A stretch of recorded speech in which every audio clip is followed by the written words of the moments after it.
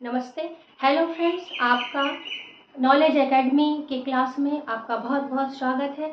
आज हम मौर्य साम्राज्य के महत्वपूर्ण टॉपिक पर चर्चा करेंगे। ये टॉपिक बहुत महत्वपूर्ण है आपके एंसाइंट हिस्ट्री के लिए और बिहार स्पेशल के लिए। बीपीएससी से इससे डायरेक्टली क्वेश्चंस भी आते हैं। तो आप देख सकते हैं कि मैंने एक डायग्राम बनाया है इस साम्राज्य के अंतर्गत। आपको समझने में इससे काफ़ी आसानी होगी। आप इस वीडियो को बिल्कुल भी स्किप ना करें, इस वीडियो में लास्ट तक बने रहें। आप आज इस वीडियो से आज जरूर कुछ सीख करके जाएंगे। तो आइए हम मौर्य साम्राज्य पर चर्चा करते हैं। मौर्य साम्राज्य, इसकी शुरुआत से लेकर के अंत तक एक थोड़ा सा मैं इसका परिचय देना चाहती हूँ कि मौर्य साम्राज्य 322 ईसा पूर्व से 185 ईसा पूर्व तक का एक ऐसा साम्राज्य था जिसे चंद्रगुप्त मौर्य ने स्थापित किया और चाणक्य की राजनीतिक नीतियों के कारण इस साम्राज्य का विस्तार आपके मगध की राजधानी पाटलिपुत्र से लेकर के पूर्व में असम और पश्चिम में हमारा अफगानिस्तान और बलूचिस्तान तक इसका फैलाव 50 किलोमीटर तक, 50 लाख किलोमीटर तक के इसका क्या था, उसका रेंज था इसके साम्राज्य का। इस साम्राज्य ने हमें बहुत कुछ दिया है। इस साम्राज्य ने हमें अशोक जैसे महान सम्राट दिए। इस साम्राज्य ने हमें चतुर्थ सिंह वाले एक प्रतीक दिए जो हमारे राजनीति का एक सिंबल है, नेशनल सिंबल है। इस साम्राज्य ने हमें धर्म की नीति, धर्म की असंता की नीति दी। यह साम्राज्य ऑल ओवर अगर हम देखें तो यह साम्राज्य जो है ये भारत का पहला सुपर पावर साम्राज्य था। इसने वैश्विक स्तर पर भी एक अपना छाप छोड़ा। इसकी जो अंतर्राष्ट्रीय संबंधों की नीति थी और वास्तुकला, इन सब के कारण ये साम्राज्य हमारे इतिहास में एक गौरवशाली स्थान रखता है। तो चलिए अब हम इस टॉपिक पर डायरेक्टली जहाँ से क्वेश्चन बनते हैं उसको हम यहाँ पर देखते हैं। तो सबसे पहले हम देखते हैं कि इस साम्राज्य का मौर्य साम्राज्य का स्थापक कौन थे। तो चंद्रगुप्त मौर्य थे। कौन थे? चंद्रगुप्त मौर्य। अब देखिए इसके विषय में दो चार चीज है जिसको मैंने ऐसे मॉल दे करके लिखा है। ये गद्दी पर कब बैठे? तो 322 ईसा पूर्व में ये गद्दी पर बैठे। जन्म 345 ईसा पूर्व में इनका जन्म हुआ है और मृत्यु 298 ईस्वी में हुआ। तो मृत्यु कहाँ पर हुआ था? तो ये कर्नाटक के श्रवणबेलगोला में इनकी मृत्यु हुई थी। ये क्या कहते हैं, ये इन्होंने जैन धर्म इन्होंने अपना लिया था और जैन ग्रंथ में इनको सिंह सेन भी ये जैन धर्म को ये अपना लिए थे।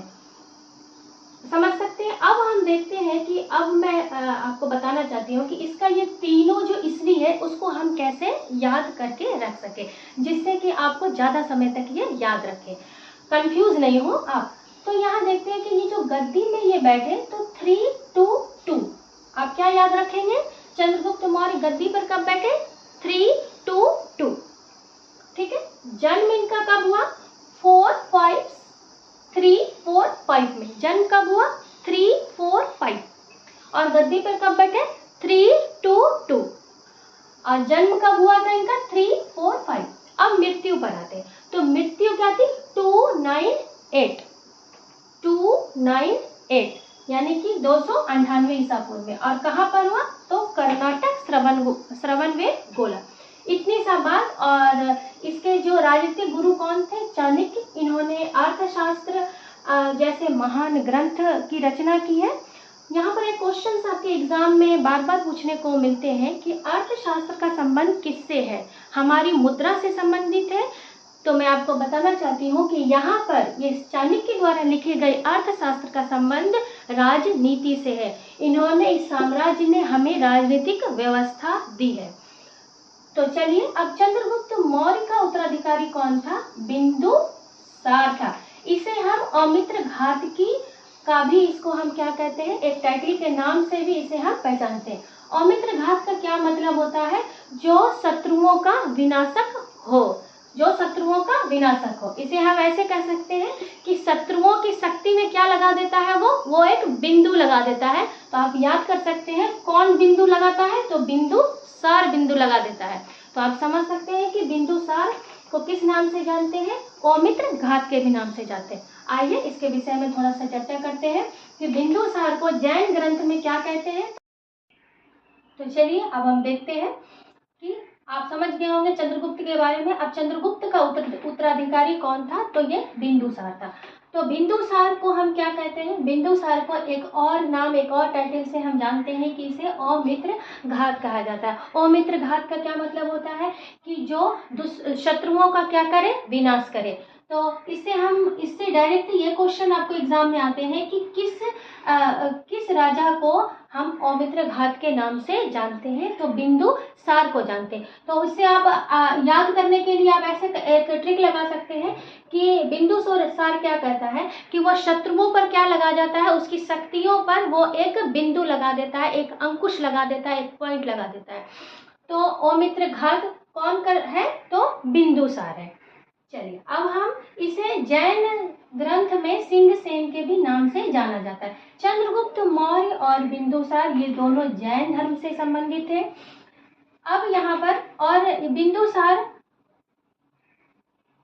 के विषय में अब कुछ और भी हम जानते हैं। देखिए, बिंदुसार का जो संबंध था वो सीरिया के नरेश से भी संबंध था। सीरिया के नरेश कौन थे? एंटियोकस। जब इन दोनों का संबंध हुआ तो बिंदुसार ने कुल 3 चीजों का इन्होंने मांग रखा। तो पहला क्या था? मीठी शराब, अंजीर और तीसरा था एक दार्शनिक। इन्होंने कहा आप ये तीनों चीजों को भेजिए। तो सीरिया नरेश एंटियोकस ने तो मीठी शराब और अंजीर तो भेज दी, लेकिन उन्होंने दार्शनिक को नहीं भेजा। क्यों? क्योंकि वहां पर दार्शनिकों का व्यापार प्रतिबंधित था। तो इस प्रकार और उन्होंने सीरिया के जो शासक थे, नरेश थे, उन्होंने बिंदुसार के दरबार में डायमेकस को भेजा। तो ये राजदूत बन करके कौन आया था? तो डायमेकस आया था। तो कब आया था? तो बिंदुसार के दरबार में आया था। चलिए, तो जैन धर्म के जो कोई एक संत थे, दार्शनिक थे, उन्होंने क्या? तारानाथ, उन्होंने इन्हें 16 राज्यों का विजेता बताया है। इन्होंने कुल 16 राज्यों को जीता था, विजेता बताया। ये आजीवक संप्रदाय के अनुयायी थे और ये गद्दी पर कब बैठे थे? तो 298 ईस्वी में ये गद्दी पर बैठे थे।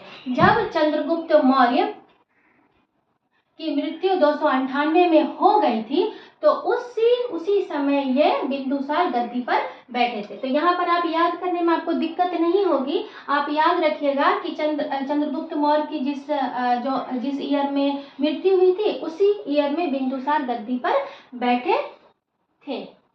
चलिए, तो अब हम आते हैं अशोक पर। अशोक महान सम्राट थे। इन्होंने अपने साम्राज्य का बहुत विस्तार किया था। इसे अशोकवर्धन भी कहते हैं। इनकी माता का नाम सुभद्रांगी था। इनका संबंध जो है, इन्होंने उड़ीसा पर विजय हासिल की थी। इन्होंने कलिंग युद्ध को जीता था। कब जीता था? तो ये 261 ईस्वी में इन्होंने कलिंग युद्ध पर युद्ध किया था। और इसका जो उल्लेख है वो किसमें मिलता है? तो आप याद रखेंगे कि 13वें शिलालेख में इसका उल्लेख मिलता है। ये बहुत इंपॉर्टेंट क्वेश्चन है, हर बार आते हैं इससे रिलेटेड क्वेश्चंस। कभी तो इसका वर्ष पूछ लेते हैं और कभी ये कौन से शिलालेख से संबंधित है वो पूछ लेते हैं, और ये कलिंग युद्ध किससे संबंधित है, कभी कभी तो इस तरह के भी क्वेश्चंस आते हैं। तो अशोक की कुछ लिपियां भी थी। वो क्या क्या थी? तो देखते हैं कि उनकी जो लिपियां थी वो ब्राह्मी, खरोष्टी, ग्रीक और अरमाइक थी।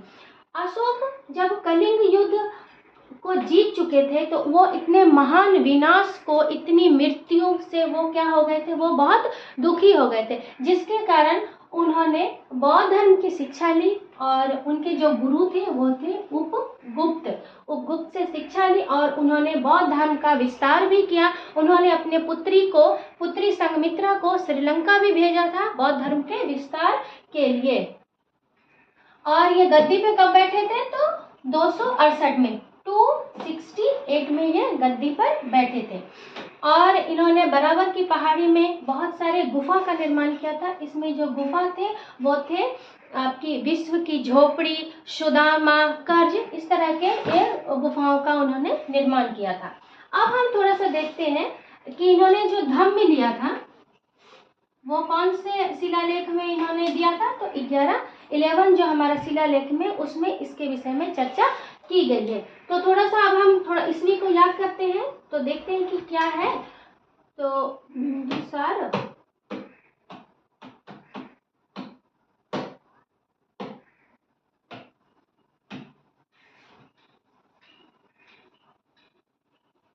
बिंदुसार जो गद्दी पे बैठा था तो 298 में बैठा, और अशोक जो बैठे वो 268 में।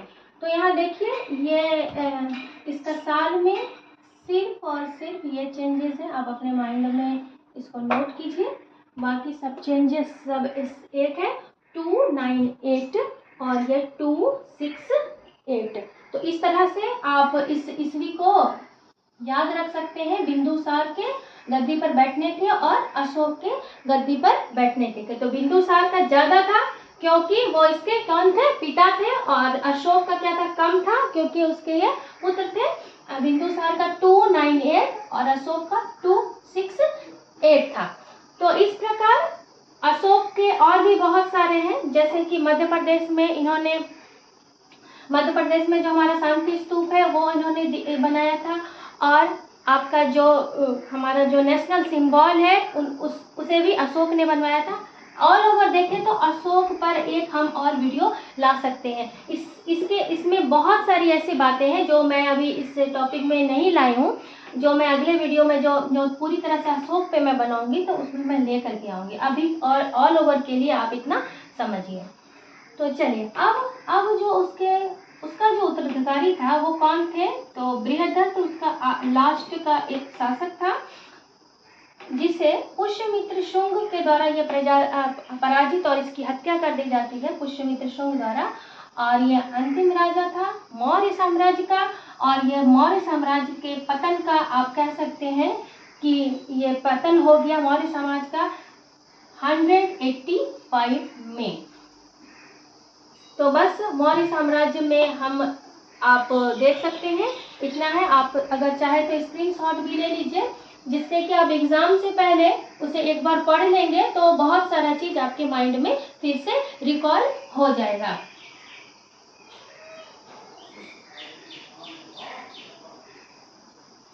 तो ये वीडियो आपको कैसा लगा आप कमेंट में जरूर बताएं, और इसी तरह से मेरे YouTube चैनल के साथ बने रहें और वीडियो को देखें और सब्सक्राइब करें, शेयर करें। Thank you. नेक्स्ट वीडियो के साथ मैं जल्द आपसे मिलूंगी। धन्यवाद।